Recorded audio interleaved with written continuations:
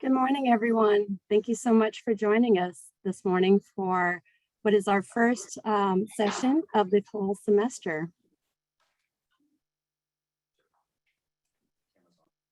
Good morning. I'm just going to wait just a moment before we start broadcasting.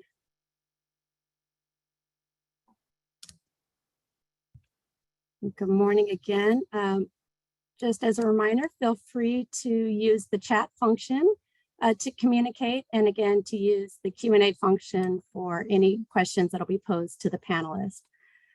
Good morning again. My name is Dr. Agatha Caraballo. I'm an associate teaching professor in the Department of Public Policy and Administration and the founding director of the Maurice Ferré Institute for Civic Leadership here in the Stephen J. Green School of International and Public Affairs at Florida International University.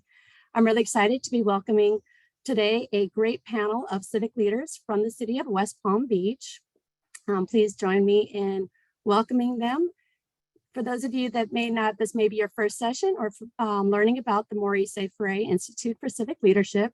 We are a new institute in the School of International and Public Affairs, upholding the legacy of the late Mayor Maurice Ferré, who was the mayor of Miami from 1972 to 1985, and often considered the founder of modern Miami. The Institute is based on the principles of promoting civic engagement and leadership, community infrastructure, and social justice. And this series, the Civic Leadership and Service Series, takes the opportunity to speak with some of our civic leaders on these areas. And with that, I would like to welcome again our panel from the city of West Palm Beach and to acknowledge and thank our sponsors of today's event, including the city of West Palm Beach, the Department of Public Policy and Administration at FIU, the National Forum for Black Public Administrators, NFBPA, South Florida Chapter, and the ICMA, International City County Management Association Student Chapter at FIU. Thank you again for joining us. And at this time, I would like to introduce our moderator for this morning's events, Dr. Philip Harris. Welcome, Dr. Harris, and welcome to everyone from the city of West Palm Beach. Good morning, good morning, good morning. Thank you so much for this opportunity. Again, we thank you so much for this amazing partnership that we have with Florida International University. And I have the pleasure and distinct honor to moderate this morning's session. And it is an awesome opportunity to see that our mayor, who I'm about to introduce to you, the best mayor on the land, the best mayor in the planet, and that's Mayor Keith James. Mayor Keith James was elected to the city of West Palm Beach, March 12, 2019, and he is serving through 2023, focused on creating communities of opportunity for all. Mayor James has a vision for West Palm Beach that is resident-driven. Mayor James is committed to creating customer-friendly culture and focuses on neighborhood initiatives, regional collaboration, and community partnerships. Prior to him being elected as mayor, Keith James served as a District 4 City Commissioner from 2011 to 2019. As a lawyer in private sector, Mayor James worked with the owners of small and medium-sized companies to help them achieve their dreams as business owners. He also worked with some Florida top firms and frequently guest lectures in business practices and procedures, and has provided a level of corporate and executive experience that has benefited West Palm Beach. Mayor James is the first strong mayor, whereby mayor is the chief executive officer, directly administered structure, and the city's fourth African-American mayor. Mayor Keith James has been West Palm Beach resident for the last 30 years, and it's where he resided with 2 children and has dedicated his life to public service. Mayor James and his wife are proud to call West Palm Beach home. Mayor, the best mayor in the planet. Okay. First of all, good morning, everyone, and welcome. I promise you, I do not make that a part, that whole business about being the best mayor, I don't make that a part of the introduction. So, but your check's in the mail, brother. Your check's in the mail. I appreciate that. Also, let me correct a little something. I'm not the first strong mayor. I'm the first African-American strong mayor. So I don't want people who get this recording thinking that I forgot about my predecessors as strong mayor. But it's truly, truly a pleasure to be with everyone this morning and to get the opportunity to welcome you to this panel conversation with some of my finest staff members. I'm so proud of this team, West Palm Beach. We are making and will continue to make some great things happen for the city, and I'm sure you're learning a lot more about some of our initiatives. I am honored, and on behalf of the city, I extend my heartfelt appreciation to FIU, Florida National University, and the Maurice Ferré Institute for Civic Leadership and the Stephen Green School of International and Public Affairs. Thank you for hosting this event. It is truly an honor to participate in something that has been named after a mayor. I like to say whenever I speak that I think it should be a requirement that anyone serving at the state or federal levels in elected positions should have been served as a mayor. This is where the rubber meets the road. This is where you really get the lessons and how to be a public servant.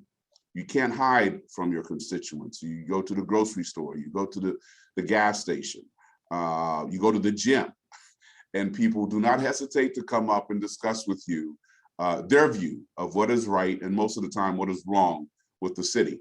But what it does do is it really helps you keep your finger on the pulse of what your job is as an elected official. And we're all about public service. We are servants of the public. And so a lot of times these the politicians, they get to the state house or Congress or even the White House, and they forget that they are public servants. But I will get off of my soapbox. That's not what I'm here for. I also want to thank you, Dr. Agatha Caraballo, for your partnership and making this discussion possible for FIU students and any West Palm Beach and South Florida residents who may be watching. I think I saw someone here all the way from Tallahassee, so that's great. And of course, I need to thank Dr. Philip Harris, who is a new member of my executive team, but we're so happy and so honored to have him. He's the assistant to the West Palm Beach City Administrator. And in his short time here, he's already been making a big imprint on our city and our culture. And he's going to be moderating this morning's event, as everyone has heard. Just a little bit about our city. We were incorporated in 1893. We celebrated our 125th anniversary just before COVID hit. We are a diverse city with a population of 117,000 and continuing to grow. Actually, West Palm Beach is a majority minority city, according to the latest statistics. We are the largest city in Palm Beach County. We're the seat of the county, and I think the premier regional economic driver. Our urban core and our premier coastal location helps us to continue to attract residents and businesses from many different sectors. And although I hesitate to say COVID and positive in the same sentence, recognizing the severe impact COVID has had on our nation and indeed the world, if there's anything good or positive that came out of COVID, is that the spotlight has shined and continues to shine very brightly on West Palm Beach. I'll be doing an interview with Bloomberg News later this afternoon to discuss the transformation, what's going on in our city, and try to, the eyes of certainly the corporate world around the nation and even perhaps around the world are upon West Palm Beach, and it's truly an honor. We have 1,700 employees who work for the city and provide many services, including, of course, public utilities, public works and sanitation, engineering, parks and recreation, our library, housing and community development, art life, economic opportunity, police, fire, and communications. I often say that public safety is job one for any city, but it is not the only job. There is so much more that our residents demand from us as they seek a better quality of life. And I am proud of the team that we have here in the city, and I know they are working. They're working very hard. to make sure that our citizens receive the quality of life that they deserve. Dr. Harris alluded to it. I served on the city commission for 8 years and was sworn in as mayor in 2019.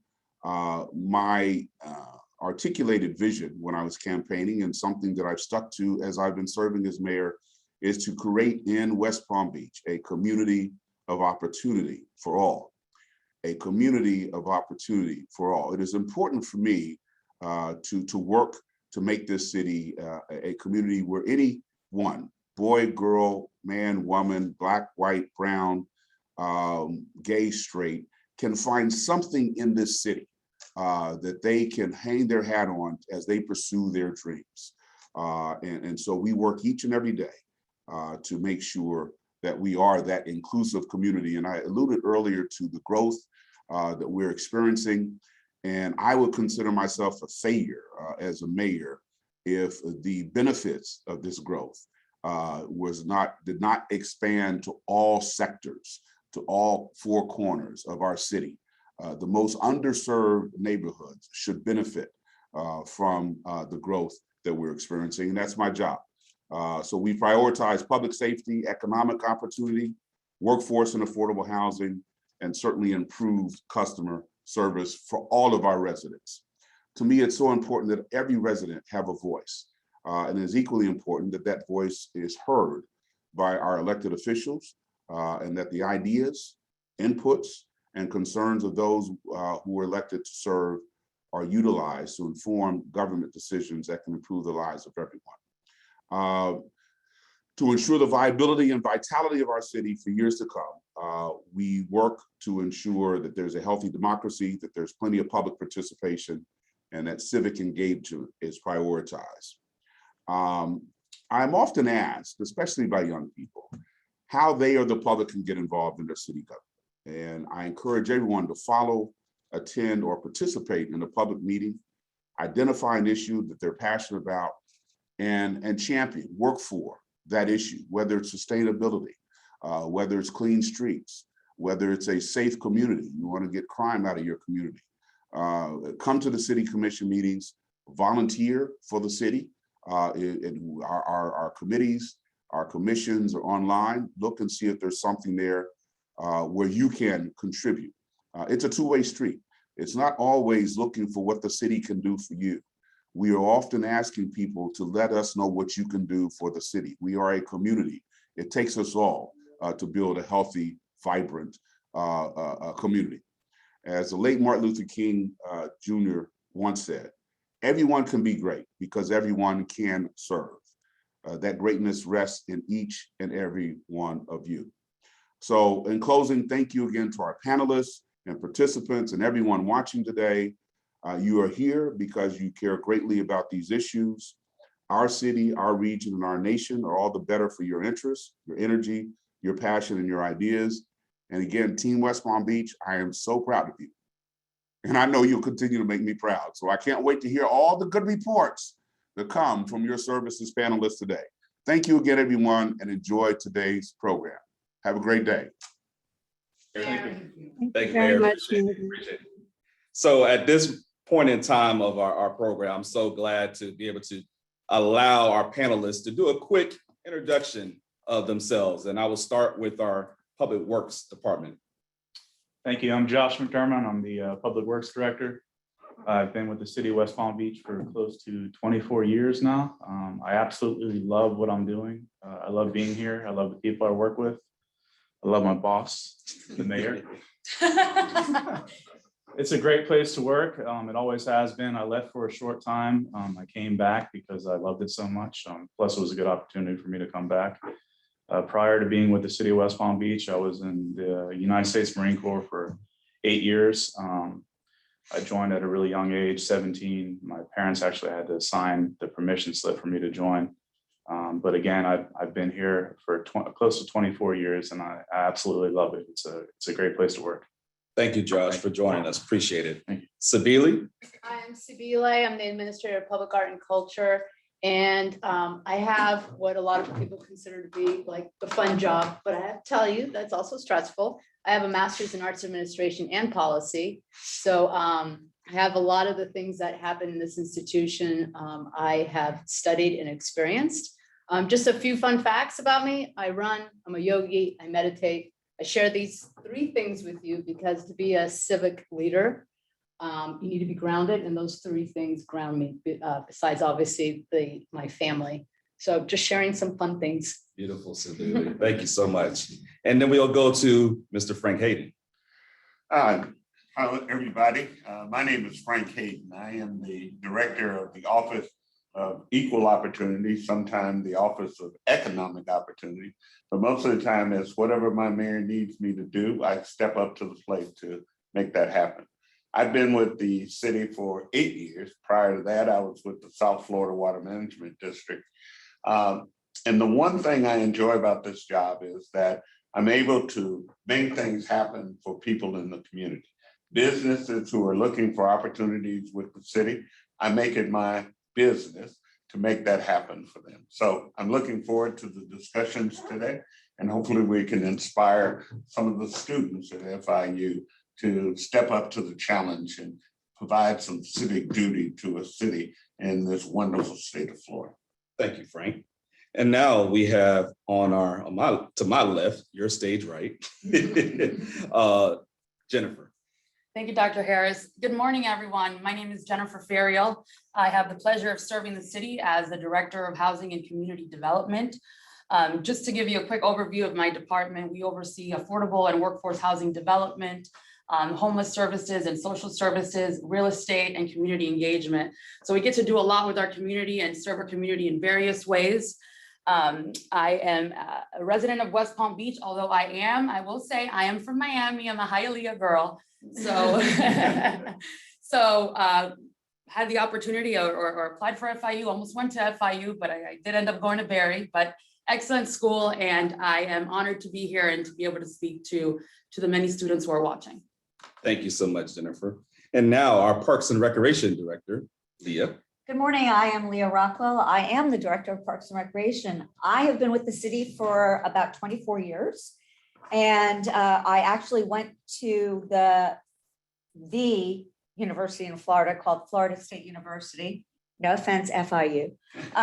But where I studied Parks and Recreation as a career. So it was my passion to begin with, and I've stuck with my passion throughout my career of over 30 years. So what Parks and Recreation does, other than parks and community centers, we have aquatics facilities, as well as we have community events. So we bring the community together in so many opportunities for civic engagement and to learn about our cultures and our differences and to embrace each other as one city with one goal, and that's for quality of life and prosperity.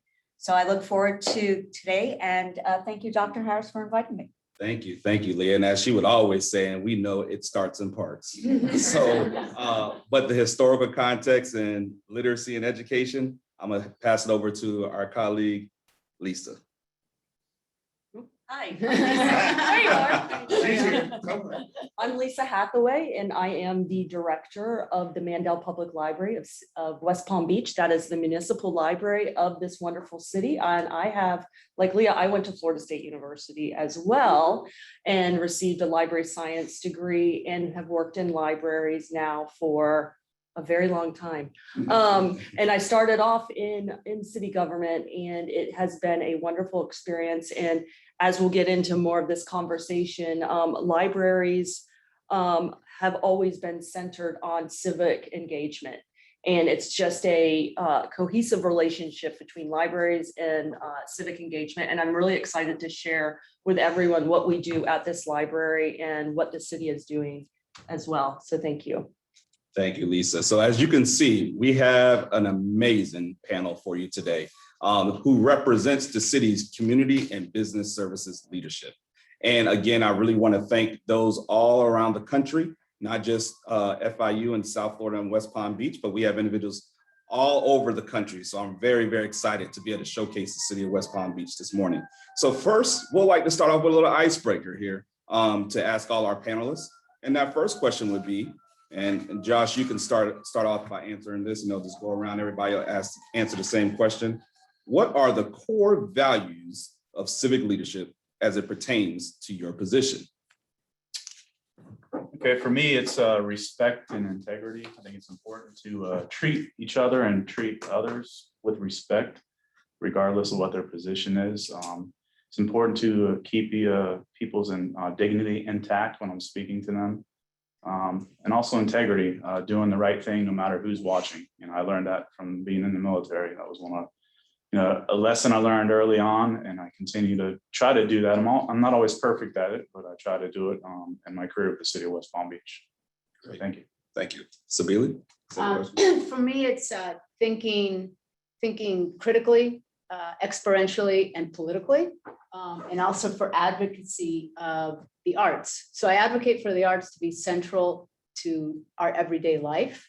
And with that, it's another value is collaboration. I collaborate not only with the community, but I try to nurture new partnerships, develop new partners, and in doing so with the goal of social divide through public art. Because I believe that public art, if it's central to our everyday lives, can break down a lot of barriers. Can I do some 3 snaps on that one? Frank? Thank you, Dr. Harris. I think it's important in terms of my view of life and what I work and where I work. I think it's an obligation on our parts to give back to our communities in any fashion, shape, and form. And in my case, it makes it excellent because I get to see folks who normally don't get an opportunity to do business with municipalities, or when I was with the South Florida Water Management District, to open up those doors for them, to make a difference in their lives so that they can make a difference in somebody else's. So I just strive every day to see how many people I can assist and help to get their foot in the door here at the city of West Palm Beach. Equity, amazing. That's so powerful nowadays more than ever. Let's go over to Jennifer, please, if you don't mind. Answering the same question, if you don't. So, I think from my perspective, and I'm not just tying it to the work that I do, but I think to leadership overall, it's so important to build trust, right? And especially in government, because it's often said that people don't trust government or they don't trust the political system. And so building trust is so essential, building trust with your team, with your residents, with your colleagues, with your superiors, because that's the core to everything. You work better with people that you trust, you get things done with people that you trust. So I think it's building that, doing what you say you're going to do, following through what you say you're going to follow through on, being a good steward of public dollars, that's first and foremost. And just, building that cohesiveness, because without that foundation, it'll be really difficult to promote anything else. So for me, as it relates to any work that we do, it starts with building trust. Thank you. Thank you. Leah? So for me, it's to really empower others. Being in Parks and Recreation, empower others at all different levels of the organization. You don't have to be someone with a title to lead. So I think it's important to allow our all levels of our organization to feel that they have a voice and that they can be heard, to empower them. And that for me, it's to be committed to the community, and it's important for our staff to feel that commitment as well. And what I think is important for us to do is also to allow those different levels of leadership, title or no title, to engage with the community, to actually feel like they are a part of the community. So if we're having a community meeting, they should be at the forefront. It doesn't need to be me. It could be them leading the discussion and hearing from our citizens. So it's really important that all levels are engaged and are empowered to be engaged, to be a part of the discussion, because from the discussion comes hopefully results. Beautiful. Well said, Leah. And that shows that bottom-up approach philosophy. Lisa? Yeah, so as library director, I focus on these core values and pretty much what all my colleagues have said as well. But being open to learning new things is very, very important in a leadership role. Being transparent and being trusting and trusted, as well as there's a participatory aspect that I include as a leader. In other words, I want my staff to come to the table with their ideas and viewpoints. They know the community so well. And I know Leah has talked about that with her staff. You know, they can take a look at our community and say, this is what I think they need. And I listen to them and I allow us to do unique and different things in this library that you won't traditionally see in a public library. It's my mission, and this kind of is part of the mission of the library, to create inspired lives by connecting people with information, resources, and ideas. And that can be done by being a strong civic leader in the community as well. And what we thrive to do at this library is to be a civic educator for our community, a conversation starter, as well as we want to build a community bridge here in the library to be able to allow for that civic engagement. We're a community for all, as the mayor says. That's absolutely right. Absolutely right. So moving further into kind of a deeper dive in the conversation, and Lisa, I'm gonna come back to you to give you the opportunity to share, because, you know, from a library perspective, it's a little bit more specific, but what does civic literacy and how does your library promote civic literacy? Okay. So civic literacy is essentially knowing about your world, about your government, about what's going on in your community. And as a library, we play such an important role about, you know, literacy is being able to read, but you also have to be able to read your community, understand the governmental process, understand, for example, how the mayor became the mayor. Getting involved in our community is civic literacy, and the Mandel Public Library makes it a point to provide programming and services to strengthen the civic literacy of our community. If you know how this government is run, if you know how to attend a public meeting, if you know how to send an email to your mayor, your voice can be heard. And the library plays a very integral role in that process. So what we do is we may have voter drives, voter registration drives in our library. We actually took the time to take this census and debunk all of the fake media and news that surrounded the census during 2020. And on top of that, and I know that I sent some links about that, we actually have fake news YouTube videos to help explain to our citizens the difference between what's real news and what's fake news. So libraries play such an integral role in educating our community, informing our community, and that's what civic literacy is. As well as we might curate for the Black Lives Matter movement, a book collection, electronic book collection, which was really important when our library was closed, so people could learn more about that movement. So our role with civic literacy is to make our community more informed and ready to take those steps towards social change. Wow, wow. Thank you, Lisa. That was pretty deep. You know, we have a lot of knowledge around this table. However, we have a colleague, as you heard in our introduction, has been with the city for many years. And so I'm gonna go to our Parks and Recreation Director, Leah, because this question, I think you can bring some true knowledge and wisdom to our viewers. Based on your experience, what are some of the most pressing issues that local municipalities like the city of West Palm Beach are facing? Well, it's really across the country, across the nation. Currently hiring quality workers and retaining staff. That really right now is, I think, our pressing issue. And Josh is over there going, yeah, yeah. What we're finding is that some individuals are preferring to stay home, as well as this generation, and I don't want to talk about Generation X and Generation Y, but there seems to be our younger population. You know, when we were kids, we couldn't wait to get a job. We couldn't wait to get our driver's license. We couldn't wait to be more independent. It seems that this current generation of young workers are not as eager right now to get out and get employed and have the money in the pocket that they're personally earning. So we're having a tough time hiring staff and quality staff. You know, because we are government, there is a background check, and you know what you do in your youth could follow you through adulthood. So there are things that are coming up on people's background checks that are just not making them hireable. And then having a work ethic.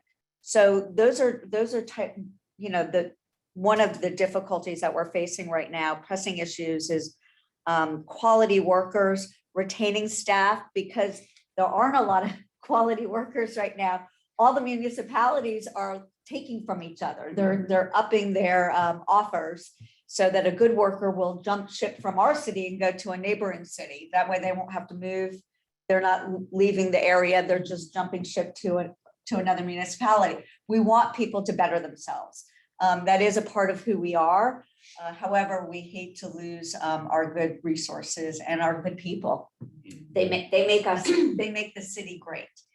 And then managing expectations. That is our biggest thing. And I know Dr. Harris has started here trying to manage some of the expectations of our community of what they think that we should be doing versus what we really have the resources to be able to do. And so right now, working on managing expectations, not just from within our organization, but the community as a whole. So those are some of the challenges that local municipalities, including West Palm Beach, are working through. So Thank you, Leah. And for our viewers and our young people, if you are looking for opportunities, this is just a little quick PSA. The city of West Palm Beach is looking for you. All right? So as well as, more specific, our Public Works Department, our Parks and Recreation, our Housing and Community Development, Economic Opportunities, and libraries, we are looking for great individuals like yourself. So please have the opportunity to go on our website, www.wpb.org. Next question I'm gonna go to is to Jennifer, our Housing Community Development Director.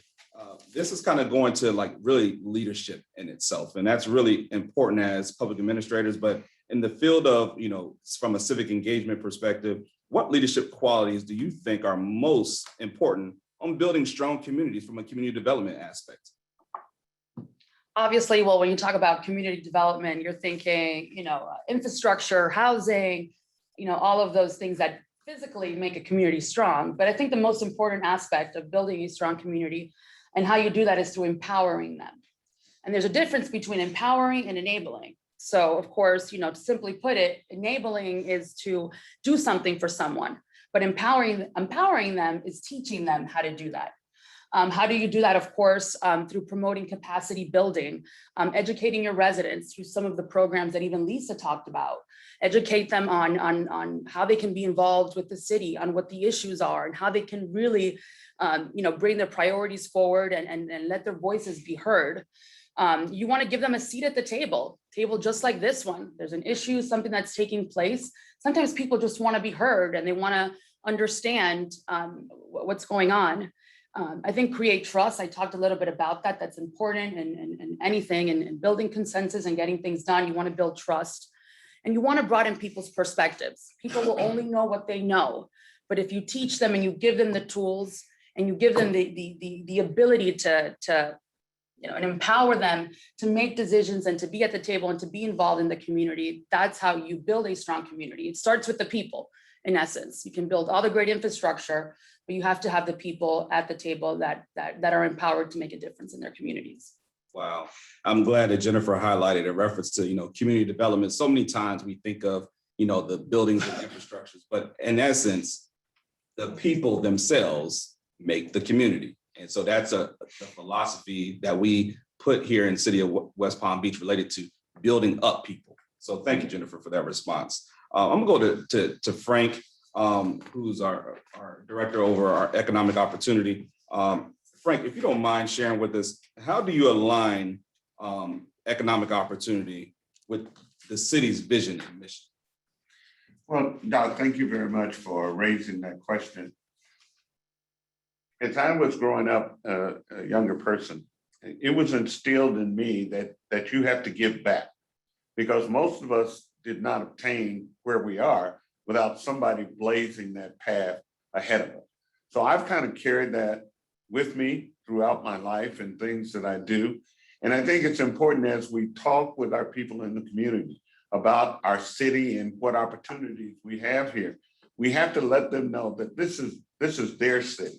Everything that we do is for them, not for us, and that they have a responsibility to step up and blaze that path for the person that's coming behind them. And if you do that, then people begin to take ownership in terms of what they do. And as I said, in my position, I'm able to help people get jobs, get an income, which then in turn, they can raise their family, and their children then see them as a positive entity. And so they want to move ahead and do better. So that's the thing that I like about this city, as you heard from our mayor. He insists that we contribute to the growth of the city of West Palm Beach. And each of us, if you heard them talk, we do it in our own special way, so that as it all comes together, it makes a better city for all of our residents and for us as well as employees of the city. Beautiful. Sabili, from the Art Life perspective, Art Life West Palm Beach, you have done some phenomenal work in our city. And a lot of that work has been related to collaboration with citizens and residents in our community. You have our Arts Life Council who are fully engaged in the work when we're looking at public art across the city. So share with our viewers today, what are the core values you should be advocated to build a progressive art community? I love that question. So it's diversity, equity, inclusion, advocacy. The diversity starts with the artists. Artists of diverse backgrounds have diverse art practices, which means that we get very unique artworks. And that diversity to me equals excellence. So from there, it goes to equity. The main goal, one of many main goals of the Art Life program is to ensure that equitable distribution of public art occurs throughout the city. So then it goes into inclusion. So we know that socioeconomic and geographic boundaries play a role in not affording an individual the accessibility of experiencing the arts. So this is where public art plays a really big role, because public art in itself, being in the public realm, makes it a democracy. It is accessible to all, which goes back to the equity, which goes back to the diversity. So then it goes to the main thing that I always keep saying, which is advocacy. Advocacy that with public art, with arts and culture, you can really build a strong community. And I just keep going back to that. That's like my catchphrase, advocacy. So I think those main things are part of our goal for the Art Life program. And with that, things fall into place. Now, that said, I also constantly go back to my Art Life committee, and we ask really hard questions. We have to ask those complicated, challenging, and be courageous enough to say, what happens when it's disruptive or ununderstood, or somehow becomes not inclusive? So we go back, diversity, equity, inclusion, and how do we advocate so that everyone has the ability to experience the arts and culture like everyone should, in their own manner. Oh, wow, beautiful, beautiful. Let's go to our public works. Josh has been the lead on a major initiative that our city mayor is all about, which is keeping our city clean, enhancing our quality of life for all. And this work would not be done if our residents and citizens weren't engaged and involved. And so it's been comprised of external and internal, various different departments. And I applaud Josh as the Public Works Director for these major accomplishments. So Josh, share with our viewers and tell us a little bit more about this Clean Streets Task Force group that I keep hearing so much about. It's just the hot thing on the street right now. Literally. Literally. That's good to know. So this is something I'm really proud of. I'm proud to be part of. I work with an amazing group of people. Leon Pinder, he's my sanitation superintendent. Amy Marks, she's my administrative superintendent. Both of them have my back and they support me 100% on this. And I couldn't do it without them and their teams as well. So as part of Mayor Keith James' commitment to neighborhoods first, he started this Clean Street process basically, and it was launched through the Neighborhoods First coordinator, Tiffany David. To further enhance that effort, we created a task force and also to hold people accountable and also build on that.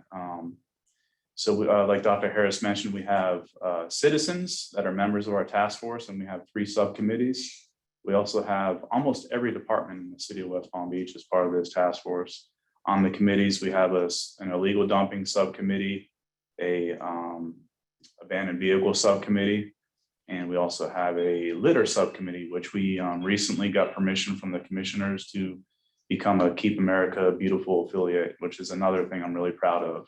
It's going to add some huge resources to us, and we're going to complete a litter index, and we'll be able to prioritize and focus our efforts on certain areas of the city that need to be improved as far as litter goes. Some of our accomplishments, the relationships that we've been able to build with the different departments, specifically the police department, they've been a huge help to us. There's 3 sergeants I want to mention: Sergeant Gellin, Sergeant Heiser, and Sergeant Pruz. They've been a huge help to us. We've it's unfortunate that it's come to this, but we've made 5 arrests recently related to illegal dumping. The community sees these efforts, and I think they're starting to build we're starting to build trust. I know trust is a common theme here. A lot of neighborhoods realize that we care and we're there to help their neighborhoods. What we do on public works, not only in sanitation, but the other areas of public works, everything we do impacts quality of life, and it is related to safety, whether it's fixing a pothole, a sidewalk, a street light, all these things impact quality of life and the safety of our residents. So it's something I'm really proud of. Thank you, Josh. I mean, I'm very proud of the great work that you and the team has been showcasing in our city and addressing. But at the end of the day, the concerns that come from our residents, we are addressing those issues block by block, across our whole city. So it's nothing that's going to happen overnight. But with the work and collaboration, we're able to make a lot of great things happen. If we can go to full view of the room here, I want to do an open question again to across the room. And I think this is important related to the conversation that FIU students and our viewers really want to hear. And this question ties to: what role do you believe that civic leadership plays in promoting democracy and or social justice? So I'm gonna go to Sabili first. You can just stay full room. You can go to Sabili first to answer that question for me. So the question is within my leadership role, right? So it's in general. So in what role do you think or you believe that civic leadership plays in promoting democracy and or social justice? So just the idea that I am a public servant, I know that my role is to ensure that whatever action I take within my position is for the democracy of the people. I am trying to fulfill a really large, and I think I take pride in knowing that I am responsible for putting my best foot forward in providing access to something I truly believe in. I've said it before, I cannot understate the value that arts and culture play. And so within my role as a public servant, I know that I am contributing to the democracy of accessibility for everyone to experience this, but also with it in of recent to have a platform for social justice to occur, because within the space that public art holds, and it goes back into my position, is a place where people can relate to one another, but even more importantly than that, I think people can relate to oneself. And if you know how to relate to yourself, you will relate to others in a really, calm and beautiful and more engaging and inclusive way. Good, good. Let's go across the table to Leah. Same question.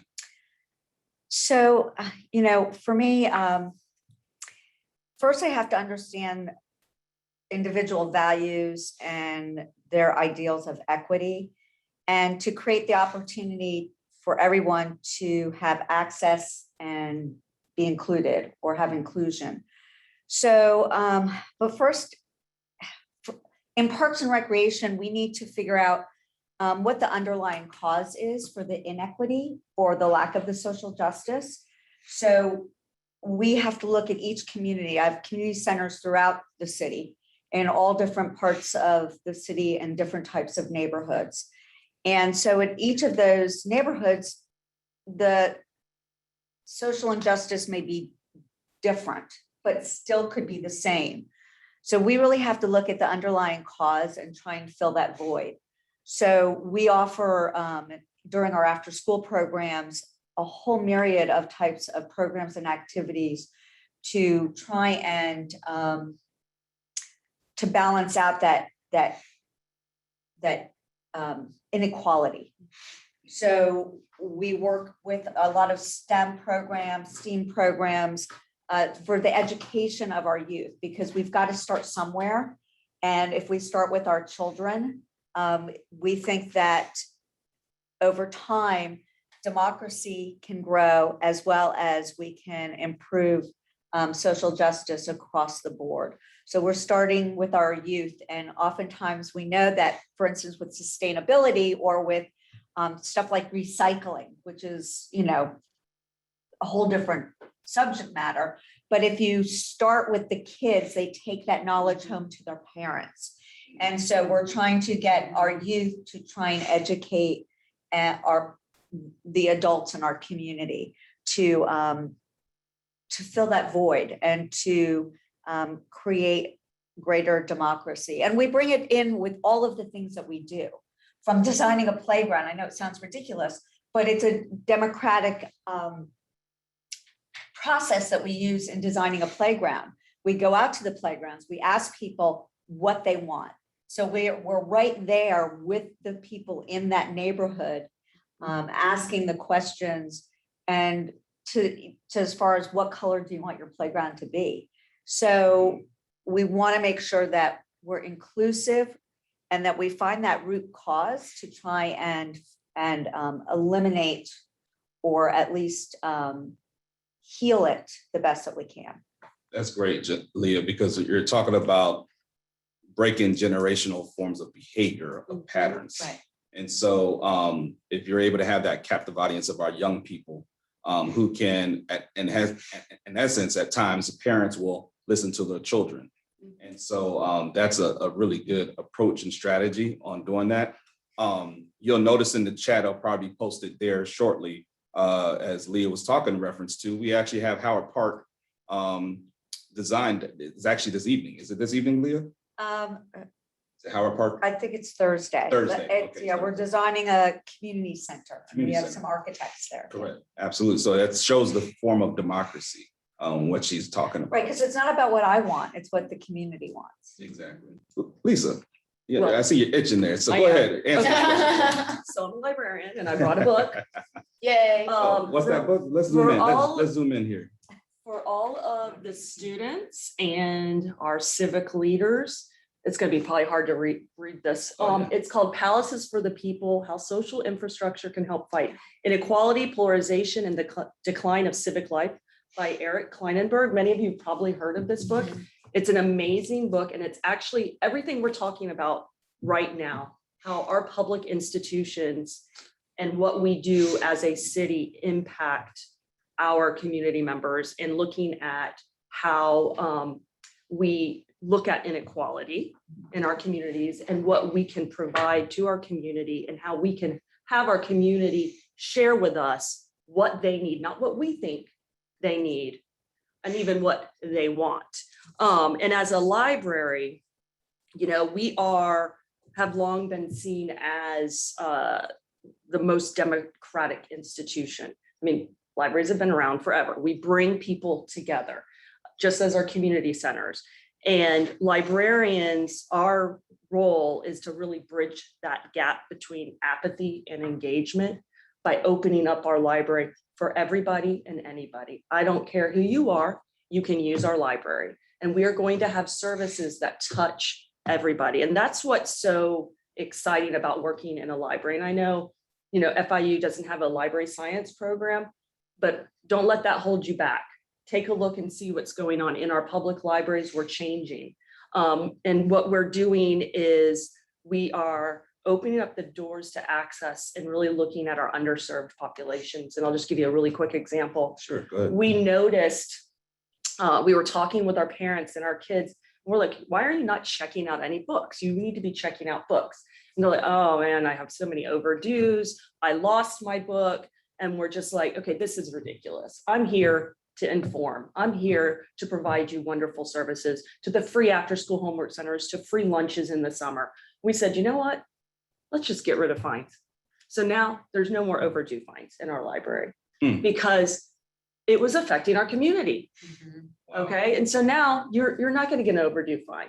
And on top of that, and this might get a little bit too technical, but we got rid of you having to renew your own books on your own. The system does it all on its own. So you don't have to navigate our website or get a phone call. And that's really helpful for an older population of people. So when we talk about the role of civic leadership in democracy and social justice, that's what the library is here for, really. Wow. And I'll end it on that. And check out our website, wpbcitylibrary.org, because I think you'll be very surprised at what this library is doing for our community. It's above and beyond, and we work really well with Parks and Rec and HCD to take a lot of their programs and art life. We're actually getting lots of art in our library for the first time ever. So it's just been great. The collaboration that all of our departments have is really what makes this city a great city. Beautifully said, beautifully said. How many times I'm gonna keep using the word beautiful? So one thing that I wanted to mention, I was talking to a colleague of mine with the National Forum for Black Public Administrators. She happened to be in Alexandria, Virginia. And last week, they actually hosted a forum related to the first sit-in in a library in Alexandria, Virginia. And the African-American and Black community felt that they should have access to library books. And this community was the first, not first community, but it was the first sit-in that happened in that community in 1940. So again, the library is here for a reason, for multiple reasons. Jennifer, how do you feel about this question? I think I need to come to you next because I feel like I'm itching too. Let's go. Well, I mean, you can't talk about social justice and promoting democracy without talking about housing. I mean, if you look at, and luckily and thankfully I'm tasked with promoting that. And if you look at just the history of the discriminatory housing practices, you're talking about lending practices, segregated neighborhoods, neighborhoods of high areas of concentrated poverty. I think it's absolutely our role to undo a lot of that and to put policies and programs in place that do that. I can tell you a little bit about, before I get to that, also talking about, the gentrification of neighborhoods. You want to develop neighborhoods. You want to have neighborhoods of mixed income and mixed use. And however, you want to make sure that you take care of the individuals who have been in these neighborhoods, their hope for generation after generation. So luckily, and I'm very grateful to be in a position where I have the opportunity to undo some of those negligent and discriminatory housing policies. So what we're doing at the city is We're promoting, obviously, the development of affordable and workforce housing, but we're doing that in high-cost areas throughout the city. How do we build in more mixed income in our communities? Our downtown, we just passed a housing ordinance where we're incentivizing development and developers to set aside some units for affordable and workforce housing. You don't want to drive by a building and know, well, oh, everybody that's in there makes this amount of money. You don't want to know that. You want to know you live in this building and it doesn't matter whether you're a teacher or a restaurant worker or a CEO. You know, everybody should have the ability to have safe and sustainable and affordable housing. We're creating home ownership opportunities for low-income individuals. As you know, home ownership is probably one of the ways where people start to build wealth, right? You have an asset, you own a home, and then that passes on generation through generation.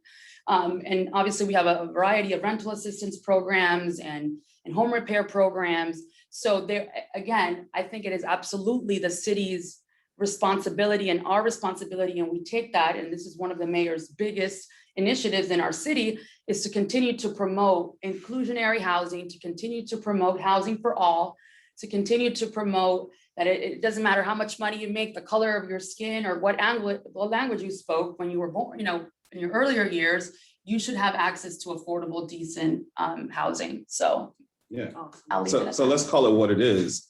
Jennifer, we're in a position as a city really to dismantle racism. Mhm. That is the direction in which we are starting to move as a city and changing policy Right. to make that happen. Mhm. And it's good to know that as we're looking at expanding our housing initiative, we are utilizing a racial equity lens, a racial equity lens. Frank, bring it home for us too, from an economic opportunity with small businesses and minority women businesses too. Thank you, Doc. And I think what you've heard from everyone who has spoken here, this is not just a job for us. This city is our community. We're actively involved in community organizations. We get involved with those community organizations, and that way we know what's going on out in the community, and we have an idea of what it is that the community needs and how we ought to go about making that happen. As Doc spoke, in my role, I'm involved with a number of business organizations like the Black Chamber and some others. And so I clearly understand what the problems that are facing a number of the minority-owned business, women-owned businesses, small businesses. And so we're developing programs here at the city that can assist them in eliminating the problems that they have. Example, a lot of small businesses can get a project and then they discover that they need money to perform the project. So what we've done at the city, we've developed a relationship with some local banks here so that if a business gets a contract with us, they can go to that bank, and the bank, that is, if their credit is such a level that they can be assured that they'll get their money back, that the bank will provide them with some upfront money so that they can perform their job. We found out from other folks as well that I liken them like that they can put a window up, but they don't know how to do a business so that they can get contracts to be able to install windows. So we do training for them so that they can make that happen. All of this helps to break those barriers that have kept people who look like us, younger people, from obtaining where they need to go. And the last thing I will say is this, for the students there at FIU, you have a responsibility and an obligation to help your community, because someone, and you might not have known who that person was, blaze that path so that you can be where you are today. And so it's your responsibility and your duty to blaze the path for the next person. And you might not even know who that next person is, but that person got to where they were because you took the time to take part in your community and to ensure the fact that they'd be a success just like you've become. Thanks, Frank. So from Josh's perspective, in Public Works, we have the sanitation department that falls in his shop. And, you know, historically, Josh, back in February of 1968, if we remember, in Memphis, Tennessee, we had, this is an opportunity where we're talking about democracy, where unions obviously came together and they unified and they went on strike. And so, you know, to this question specifically, Josh, how do you see that civic leadership plays in that promoting democracy in your sanitation department or division within your department? I think it goes back to respect. I didn't know you were going to take that angle, but I'm glad you did. I think, I came up through the ranks. I'm pro-union. I know it's detrimental to me sometimes to say that, could be possibly. But, but I am pro-union. I was a union shop steward in SEIU. I was a shop steward in my professional organization as and PMSA.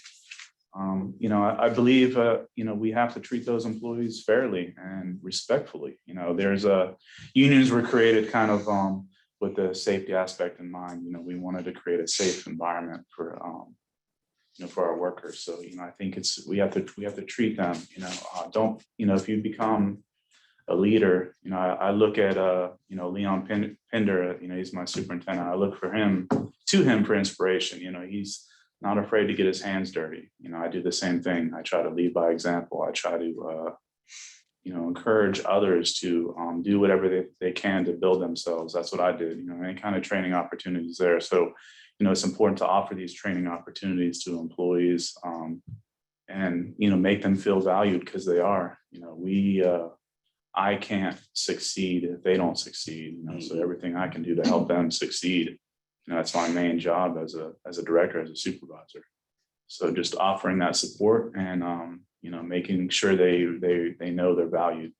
So I try to do. Thanks, Josh, for answering that question, because just because you complete your degree in college with a bachelor's degree doesn't mean, or a master's degree or a doctorate degree, doesn't mean that you still can't learn more, right? On the job, you want to perfect your craft, but there's opportunities where as city employees and organizations, municipal, county government, state, federal government, we want to invest in our employees.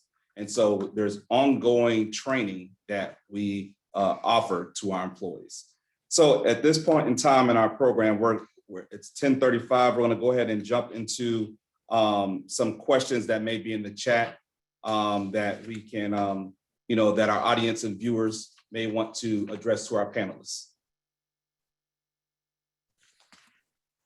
Thank you very much. I really appreciate. I want to, if everyone, we do have emojis, even though we don't have the reactions, we can use the clap emojis in the chat to thank everyone. I'm going to go to the first question that's in the Q&A. It's from France Williams. And he says, thank you for sharing your time, City of West Palm Beach. After a challenging 2020, can you offer your reflections on how municipal government, example, parks, libraries, procurement, policies, can meet the opportunities around racial, economic, and environmental justice? Who feels comfortable with? Go ahead. When's everybody pointing at me? For sure. I can talk. Go ahead, Leah. So Leah Rockwell, again, Parks and Recreation. So with us, just before, and it's one of my other questions that I have an answer to, but we passed a $30 million bond referendum just before COVID hit. And with that bond referendum, we are going to be doing we are in the process of doing a massive redo of our park system. One of our master plans said, fix what we have versus expanding our park system. So as a part of that, we are, when we hire architects, engineers, craftsmen, as a part of that, we are employing our community. So we are offering opportunities for people to get back into the workforce, to actually be out there working to create these great spaces or to improve these great spaces within their own neighborhoods. So I feel very passionate about using those funds to really continue to grow our community through hiring local talent, local businesses, whether it's minority,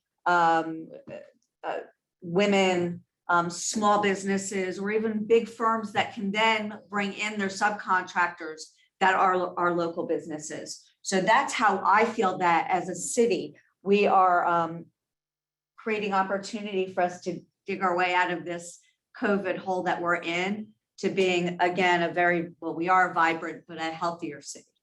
Lisa, you want to add a little bit to Sure, that? just quickly, our library recognized once we reopened in September that we just weren't getting a lot of our community members coming back in because they were still very nervous because of COVID, rightfully so. And so we applied for a grant with IMLS, and now we have a Mandel Mobile, which is a hybrid minivan that's now going into our underserved communities, those same communities that were visiting us. Now we're going to them, and Jennifer's department helped train us in rent assistance. So we go out there and we help people with rent assistance. We help kids with homework. We also help people update their resumes. We check out Chromebooks and hotspots to people. So it's essentially, we had to pivot, as everyone uses that word during COVID. So we pivoted, and now our library is driving out into our local parks to visit our community members that are just not comfortable at this point of coming back to our library. So innovatively in COVID, we had to, change our thinking of the way that we normally would do business. I'm glad that Leah brought that up, because as I shared with you all before, we're looking for young people and talented people who are looking for opportunities to come work here. But if you're viewing and you have a business or you're inspiring, we want you to here in West Palm Beach too as well. So please look at these opportunities. Next question. Awesome. Thank you so much for your responses. The next one was posted in the chat and comes from Elizabeth Tetrault, and it's kind of a segue from the last about the COVID, pandemic.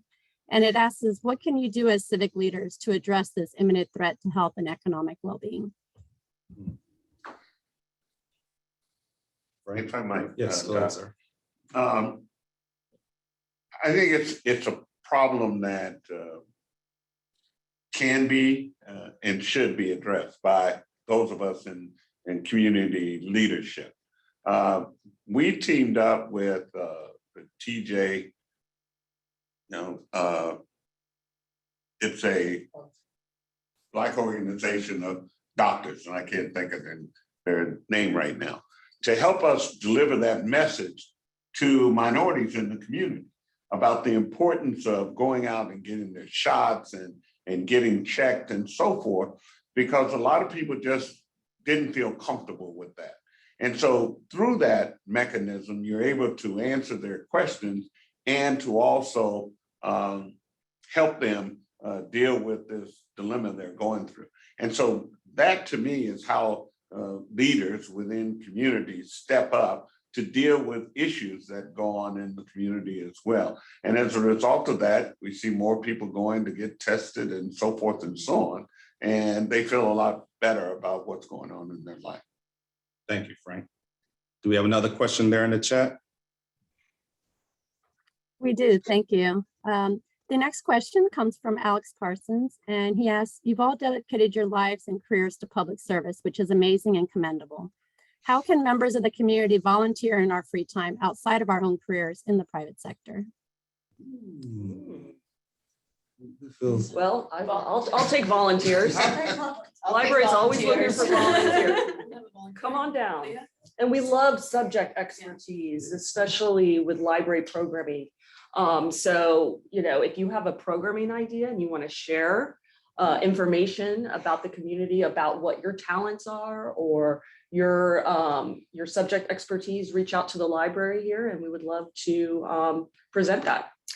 So also our city, like many cities and local governments, we have within our Parks and Recreation Department, but it may be within the mayor's office, have an office of volunteers. So we have a volunteer coordinator that if you go onto our city website, there is a whole page on how you can volunteer for the city. Yes.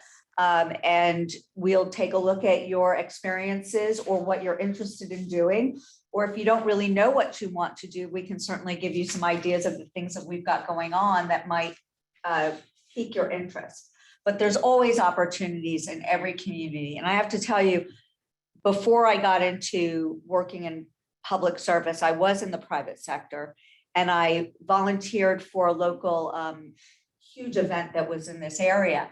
And through volunteering, I met the people that helped me with my career move into a different direction, as well as be successful, because then they were resources and mentors that I could use, that I still have to this day. So through volunteering, the doors can really open up for you, not just for you, but while you're giving back to the community. So you're saying that networking goes I hand in am. hand with volunteering? It does. I never connected the two, you know, sweat equity and volunteering is a really good, powerful opportunity, because you don't realize who knows who and how far that network will go. And I will even share with you, in our housing and community development side of the house, every year annually, we have our point in time count, right? Where we go out and we count our homeless population in the community. We need lots of volunteers to help out with that experience. Jennifer? Yeah, and I also say it's not just within the city, because again, the city is just the city, but there's so many nonprofits and other organizations within our city that you can also volunteer for, which indirectly impacts our city as a whole, right? So it's not just what you can do or what ways you can support the city of West Palm Beach, the government, you know, city itself, but there's a lot of other organizations that really add value to our city that could use help. Awesome. Great. Thank you. We have a couple more questions, which I'll try to go through as many as possible. The next one is from Jean-Claude Ndongo, and he asks, along with the great initiatives for diversity, equity, and inclusion, as well as opportunities for minority-owned business, does the city of West Palm Beach have any specific budgeting policies in place for racial and gender equity? Right.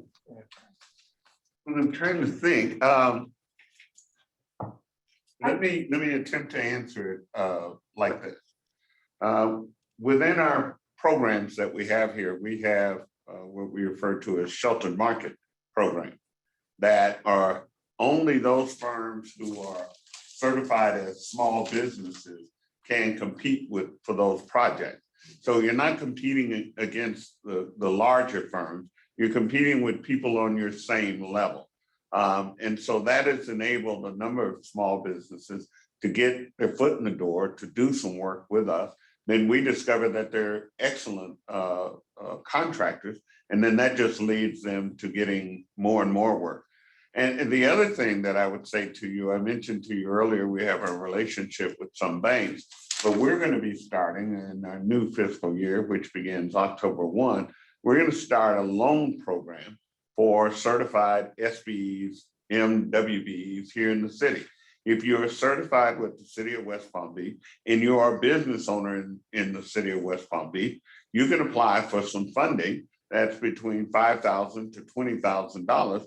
You can use it for hiring, buying equipment, or bringing on some additional staff to do work for you. So those two things are some things that we are targeting for our small and minority-owned businesses to kind of help you get a leg up and get your foot in the door. I'll also add one thing that's currently a big part of what the city's focusing on. Our mayor has convened a racial and ethnic task force. And what that task force is tasked with doing is reviewing our internal policies or programs, and they're reviewing different areas. And so to ensure that we're promoting racial and ethnic equality, they're looking at the areas of criminal justice, the areas of education and workforce, finance, banking and business, health, and real estate and housing. So there's different individuals from either internal staff and external members of the private and public sector.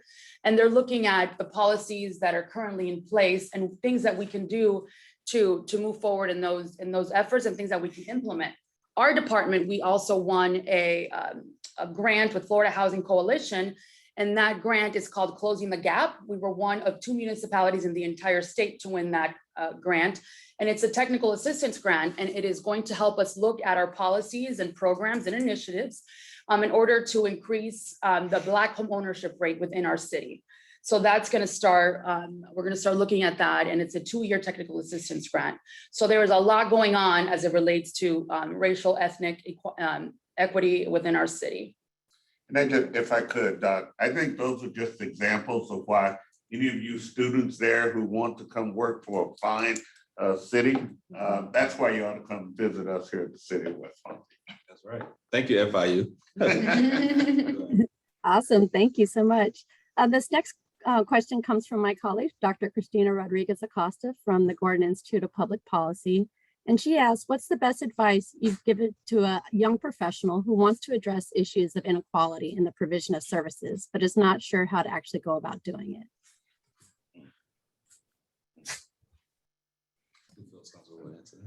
Dr. Harris, why don't you answer that question? You're a fine person. I'm just a moderator. I'm just a moderator. So, so one thing, can you repeat the question for me again? Sure. It's basically for students and young professionals who want to address issues of inequality in the provision of services, but aren't quite sure how to go about addressing those issues. How to address the issues. So one golden rule my mom always said is a closed mouth will never get fed. And so you have to voice your concerns, and there's different ways of going about doing that. You know, at times, whether you're doing it verbally or non-verbally. And so sometimes you may feel more comfortable in putting that in writing and sharing that with a person or a confidant whom you feel comfortable to share your concerns, because, you know, local government is very political, and local government is very political, and policy makers are in decisions, and sometimes they may drive on their own interests. And if you're able to align your specific issues that you find that are important to you in your community, to build that alliance, whether you have a one-on-one conversation, but I'll tell you this, it's really important, to believe it or not, to connect with their administrative aides and their staff, because we are in the world of operations. And so as policymakers, they're there to address policy. We're here to facilitate the operations and policies that have been put in place to implement. And so sometimes some of those policies, as young people that you may feel uncomfortable about, you speak with the staff members, meet with them one-on-one, have coffee with them. Again, we said volunteer with them. There may be a volunteer experience, and that is an opportunity to break ground to where you may feel comfortable as you're doing a litter cleanup in your neighborhood, and have those conversations, because again, a closed mouth will not get fed. And the more that you start doing it, the more comfortable you'll start feeling, because the anxiety will bubble up if you've never been in a position of, you know, voicing your concerns, especially if it's dealing with race. It is a very uncomfortable conversation at times when you're bringing up topics that are dealing with race, and the individual may find it be judgmental, but don't take it personal. So one of, and I'll give this to you for free. This is from the Dr. Phil show. I use the term called Q-tip, quit taking it personal. So don't take it personal if they respond back a certain way in your response to them. And don't let that stop you or hinder you from your voice not being heard. Don't close your mouth and just go away and don't address the issue. Go through the next door, right? Have the opportunity to bring that issue to someone else. Dr. Harris, I'll add to just, and I agree with everything you're saying, but I will also add that you have to educate yourself on the issue itself, because there's a lot of misrepresentation and a lot of, you may think that this specific issue is this when really it's this, or you may walk down the street and say, well, the city of West Palm Beach doesn't care about this neighborhood. Look at how dirty the streets are. But you may not know that Josh has a program, but there's something going on, right? So I just think it's also important to educate yourself. Correct. And to understand, you know, why certain things have to be the way that they are, or why they're that way, and then you can change them. But I think educating yourself is critical to being effective and getting your voice heard. And I would just say too, there are organizations out there that you can join, and the majority of them have a young professional component of that. You know, it's like with the Urban League or the Hispanic Council or the Black Council. You join those, and you then can bounce your ideas off some other people, hear what others think about it. And that way you begin to learn, grow, And it's a lot better when you're part of a group fighting an issue than you're just standing out there all by yourself trying to make it happen. Yes. Dr. C, I don't know how many more questions you have in the chat, but I did want, before we close out, I did have a closing question I wanted to ask everyone. Is this the appropriate time to ask that question? Or did you have some more in the chat you want to bring up first? That's fine. Go ahead and you can go to that question. So kind of as closing remarks for our group, but of course, if there's more questions we can address, but I want to make sure I get this question in. Any advice for students seeking a career in public service? I really want to have this opportunity to help groom the next pipeline within local government, but primarily even here with the city of West Palm Beach. So I'm just be selfish in that moment, but can you share any advice that you feel that students who are seeking careers in public service, because even though they're an accountant major in the College of Business, does not mean we don't need accountants in the city. Just because you're a mechanical engineer doesn't mean that, yes, you go work for a firm out making big money in the private sector, but you can make good money and great benefits with the city.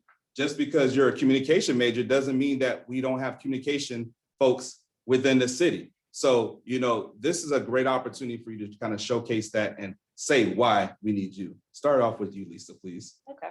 Well, obviously I'm a librarian, and we get a lot of staff. It's a great place to work, our library. So we get a lot of high schoolers who shelve our books, and then they say, I'm going to go to college to be a librarian. And so what's interesting is what I try to tell them is, working for a municipality, working for a county, you get the best of two worlds. For example, I can be a librarian, but I can also make change, because you are going to work in a community that needs you.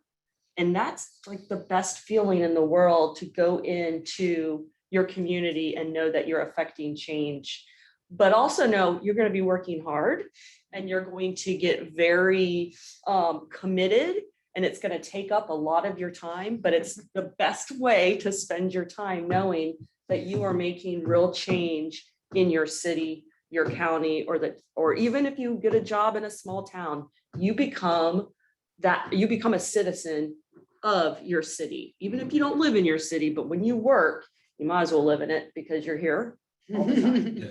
But it's wonderful. Good. I'll turn it over to Leah, because I know she's got some good advice. Go ahead, Leah. So I don't know if many of you have watched Simon Sinek and his some of his lectures or educational opportunities, but knowing your why. So before you figure out what you want to do or who you want to be, what's your why? Why do you want to be an accountant? Why do you want to be a librarian? Why do you want to be an athletics coordinator in a Parks and Recreation department? What's your why? And so to understand why you do what you do, within public service, you should understand your personal motivation. Again, your why. And in public service, at times, community can be unkind and thankless. But because you have your why and you're grounded in your why, you continue to charge forward. And with your why, be your authentic self. So you really have to understand what makes you tick and be authentic and meaningful. So choose your path of passion, and you will be richer for it, not necessarily in your bank account, but in your life in general. You'll just be richer for following your why and your passion. So, you don't have to have a degree in Parks and Recreation to work in Parks and Recreation. Really? But you do have to have a passion for making a difference in the lives of everyone that you come across. So that's my tidbit of, it's kind of vague, or not vague, it's broad, but know your why. It has to come from here. It doesn't matter what you do, it has to come from here. Jennifer? I really like this question, and I have 3 points. But I'll keep them brief. And this is for a career in public service and for wherever your life takes you. So one thing, hold yourself and others to a high ethical standards. I promise you, your reputation is far more important than whatever fancy degree or fancy title you may have. So protect that. Number two, surround yourself with quality people, people who are not only going to uplift you and guide you to be better, but people who are also going to check you, call you out, and really tell you a couple truths that you need to listen to. Make sure you get some good mentors that will help guide you. I promise you, they will change your life. Shout out to Dora Miller and Nancy Urchek for being mine. And the third thing, and Leah too. I thought I was doing it. Oh, well, you are the people that I surround myself with, so you are a part of, of that. And then the third thing, and this is funny, but I love to say this, and I can't trademark because somebody that's cooler than me stole it, but be a doer, not a do nothing. The only way that you're going to accomplish anything in your life is through action. You can talk a big game, but you have to back it up, in essence. So those are my three things. Frank? Well, if you haven't noticed yet, I'm kind of the older guy in the group. I've been in public service for a little over 50 years. I did 35 with the city of West Palm Beach, and 10 in some other places, and 5 here and there. But it has been the most rewarding job that I've ever had. Because as others have said, you get to see the results of what you're doing. It's not like in some other industries, you don't see the end result. Here, working and doing the public service, you get to see the impact of what you've been able to deliver. So if you want a job that's going to be rewarding, and Leah's right, you're not going to get rich, that's for sure, except you're going to get rich in the knowledge that you were able to help your community become a better place. Sabili? So I believe in experimental knowledge. You need to experience it. The more you experience outside of your safety zone, like what you're comfortable with, the richer you're going to be coming into public service. So go out there, seek new things through volunteerism, through internships, through reading, through networking. It will help you when you come into public service to know a whole lot more than what you've just studied. And I'll share a personal story. So I was in the private sector, I've been in the nonprofit sector. At one point out of college, I was working for a very well-known, high-end, reputable art gallery.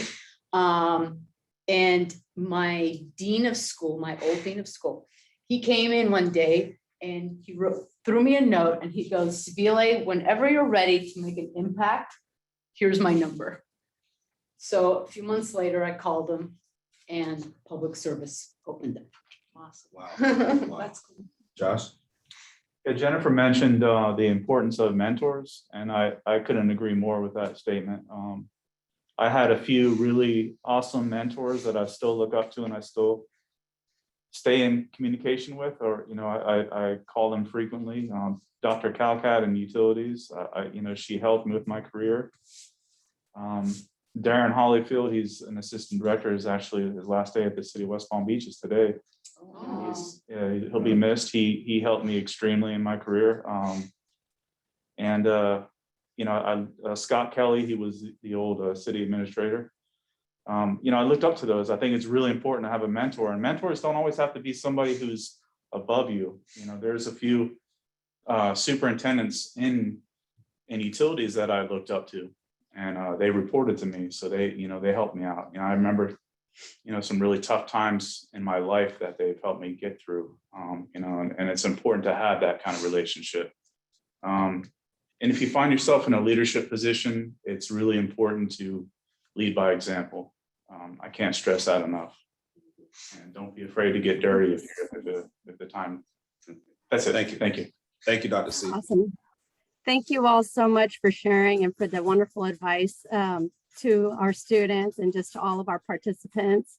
As we start to wrap up, I did want to just share in the chat some information for those of you that want to learn a little bit about the Maurice A. Ferré Institute for Civic Leadership. Please visit our website. Of course, I'm going to make a pitch for our upcoming events, which you can find at our website, go.fiu.edu, Ferré 2021 class. We have next week our Miriam Singer from President and CEO of the Jewish Community Services Florida. Later this semester, we'll also have Cecil Schoon, President of the League of Women Voters of Florida, as well as Miami-Dade County Mayor Danielle Levine-Cava. And of course, can't conclude without a pitch. We would welcome your support. So please, any amount that you can give to donate as we start to develop our programming, having dynamic speaker series, developing internships and mentoring programs for students. And then we're going to also be planning a biannual Civic Leadership Summit coming very soon, as well as a certificate in civic leadership. I know we're running short on time, but again, I just want to thank you all for joining us. Thank all the panelists and our incredible moderator, Dr. Harris. And I really enjoyed learning a lot about the city of West Palm Beach. And I applaud you all for the amazing work that you're doing and inspiring our next generation of public servants. Thank you, Dr. Garavaglio. Thank you, everyone.